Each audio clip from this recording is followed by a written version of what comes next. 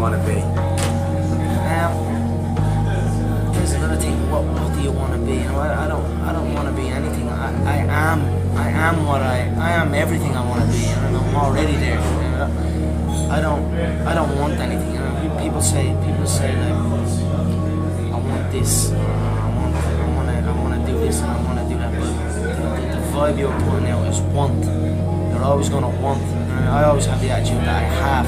I always felt like I was the world champion. I always felt like I already could do everything. I don't want anything. I have. What makes you such a good fighter? I don't know. I'm just curious about it. I'm curious about it. It's never. I mean, it's in my head 24/7. There's nothing else I can think. I don't think about nothing else. If and that's it. I'm just curious, curiously fascinated with it, and I can't stop thinking about it. Everything I do in my life is related to this. I don't do nothing else if it's not got to do with fighting. You know what I mean? And that is why. You know what I mean? To be truly good at something, all you've got to do is show up. As soon as I finished school, I was always getting pestered. What are you doing with your life? You're doing this, doing that. They didn't know what it was. They didn't know what MMA was. They didn't know what none of this. They didn't know I could make a career out of it. As far as they were concerned, my man and dad I'm talking about, as far as they were concerned, I was just getting into a cage and fighting with some other guy. They didn't know nothing about it. No one did really, but I knew. You know what I mean? I knew what was going to happen. I knew I was going to get here. They didn't.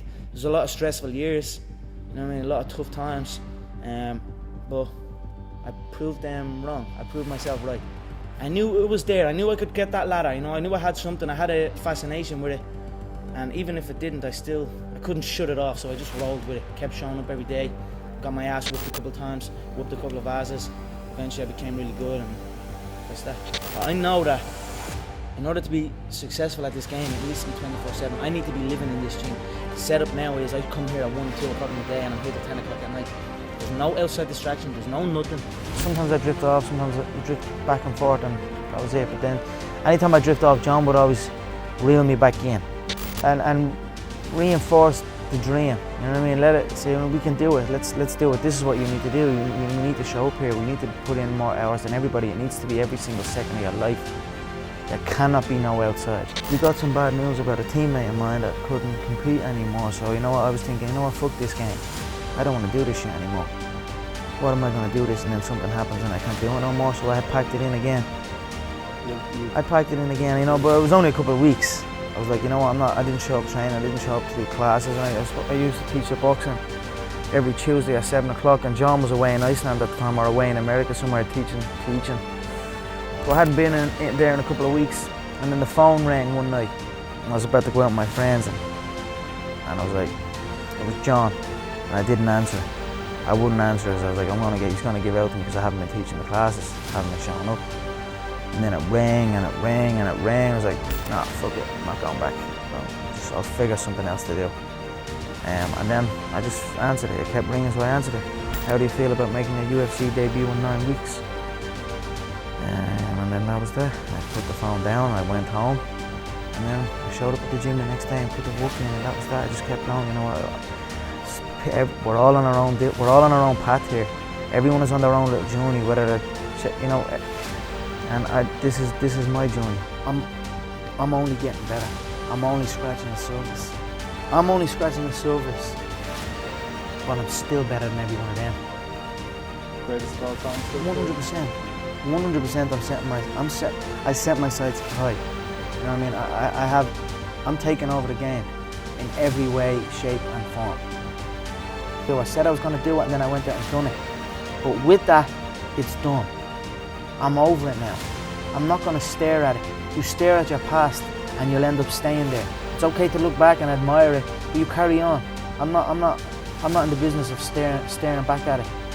You know what I mean? And getting lost back there. People say a loss can make or break a fighter, but trust me, a win can also make or break a fighter, because they get comfortable with a win.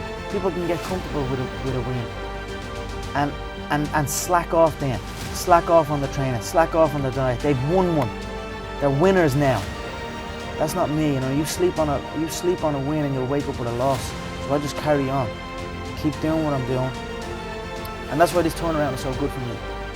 maybe previous, when all the stuff is going on, all the obligations, the injuries, the hours that you're away from your comfort. But when you're in it and you're there, when you've made it to the octagon, I feel free. That's why I'm saying I don't feel pressure on fight night. I don't feel pressure when I make that walk. Someone asked me what it's like when I make that walk, what it's like when you walk into that arena, and I swear on my life, when I walk out to that arena, I honestly feel like I'm unshackling chains off me. Do you know what I mean? I feel like I'm chained and I'm carrying a cross or something. And then when I get to that octagon, I'm peeling it all off. And when I finally step foot in that octagon and place my bare feet on that special UFC canvas, I feel free. When it comes to it all, it's easy for people to look in from the outside. But when you put it all together, not just the weigh-ins, not just the fight, all of the other stuff, nobody can do it better than me. Everyone else crumbles. Every single other person crumbles. But I show up. Yeah, and again, people say it's trash talk, or it's building hype, or it's promoting a fight. But to me, it's stating fact. Pressure creates diamonds. That's a fact. In them caves and shit, the pressure is what creates the diamond, right? So that's a fact. What was the other one I was saying?